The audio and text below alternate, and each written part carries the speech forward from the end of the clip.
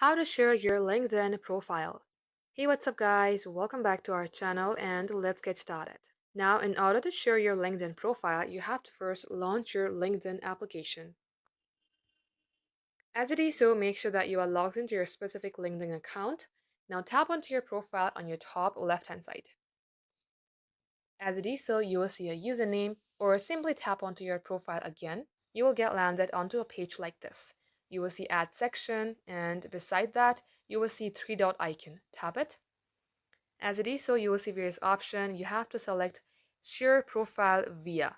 Open that, and then you can simply copy the link from here. If you would like to share it to your platform like Gmail, Messenger, Instagram, you may go ahead and do so. But if you would like to copy the link and share it somewhere else, tap on this link copy button. Simply paste it anywhere you would like, just like so. This is how you can do it. Thank you all for watching. We will catch you up in our next upload.